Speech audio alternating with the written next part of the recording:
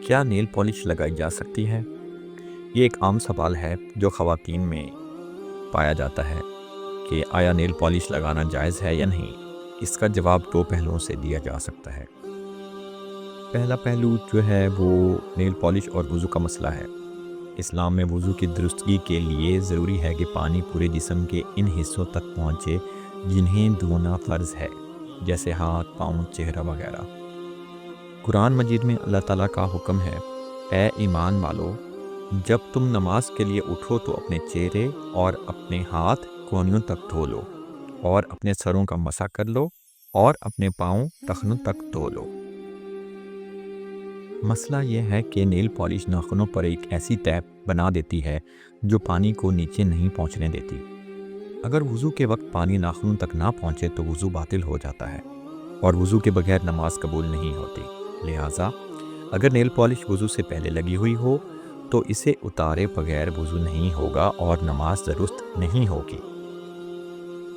لیکن اگر آپ نے وضو پہلے کر لیا اور اس کے بعد نیل پالش لگا لی تو جب تک نیل پالش لگی ہوئی ہے آپ کا ناخن کے اوپر وضو قائم ہے۔ دوسرا پہلو آتا ہے نیل پالش کا زینت اور پردے کے حوالے سے۔ زینت اختیار کرنا جائز ہے، لیکن مخصوص حدود کے اندر رہ کر۔ اللہ تعالیٰ نے سورۃ النور آیت نمبر 31 میں فرمایا ہے کہ اور اپنے بناؤ سنگھار کو ظاہر نہ کریں سوائے اس کے جو خود ظاہر ہو۔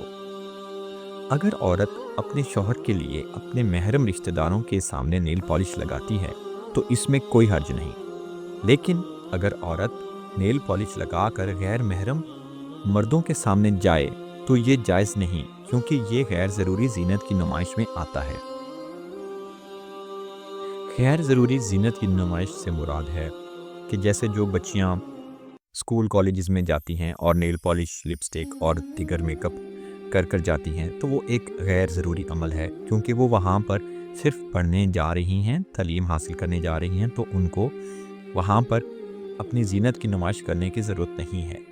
اگر وہ ایسا عمل کر رہی ہیں تو ان کو پتہ ہے کہ اس کا انجام صحیح نہیں ہوگا، تو یہ ایک غیر ضروری عمل ہے، اس کو کرنے سے اجتناب کریں۔ تیسرا پہلو آتا ہے کہ کیا حلال نیل پالش کا استعمال جائز ہے یا نہیں۔ آج کل وضو فرینڈلی یا حلال نیل پالش کے نام سے کچھ پروڈکٹس مارکیٹ میں اویلیبل ہیں جن کے بارے میں دعویٰ کیا جاتا ہے کہ وہ پانی کو ناخنوں تک پہنچنے دیتے ہیں۔ اگر واقعی کسی نیل پالش کا سائنسی تجربے سے یہ ثابت ہوتا ہے کہ وہ ناخنوں تک پانی کو پہنچنے دیتی ہیں تو ایسی نیل پالش کے ساتھ وضو صحیح ہوگا، لیکن عام نیل پالش پانی کو روکتی ہے، اس لیے وہ وضو کے لیے رکاوٹ ہے۔ احتیاط کا تقاضا یہی ہے کہ وضو اور نماز سے پہلے نیل پالش اتار لی جائے تاکہ وضو مکمل اور صحیح ہو سکے۔ دوسرا، آپ کو اس کا حل بتا دیا گیا ہے کہ آپ پہلے وضو کر لیں، اس کے بعد نیل پالش لگا لیں، اور جب تک پھر آپ کی نیل پالش لگی ہوئی ہے، آپ کا ناخن کے اوپر وضو ہے، آپ اپنی دیگر نمازوں میں وضو کرتے ہیں تو آپ کا وضو ہو جاتا ہے۔ یاد رکھیں، اسلام میں عبادت کی قبولیت شرائط کی پابندی پر منحصر ہے، اس لیے وضو اور نماز کے معاملے میں سخت احتیاط کریں۔ اللہ ہمیں دین کی صحیح سمجھ عطا فرمائے، آمین۔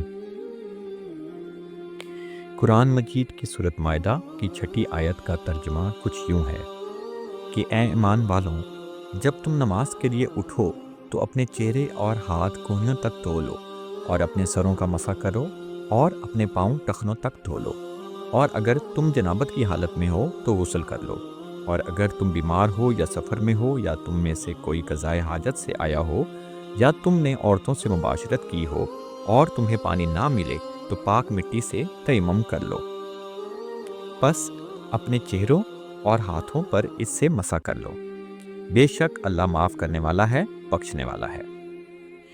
اس آیت کا خلاصہ کچھ یوں ہے کہ وضو کے فرائض یہ ہیں کہ وضو کرتے وقت چہرہ دھونا، کونیوں تک ہاتھ دھونا، سر کا مسح کرنا اور پاؤں دھونا لازمی ہے۔ غسل کی ضرورت تب ہے جب اگر جنابت ناپاکی کی حالت ہو تو مکمل غسل کرنا فرض ہے۔ تیمم کی اجازت کب دی گئی ہے؟ اگر پانی دستیاب نہ ہو تو تیمم کیا جا سکتا ہے۔ یہ آیت طہارت، پاکیزگی کی اہمیت کو بیان کرتی ہے جو نماز اور عبادت کے لیے ضروری ہے۔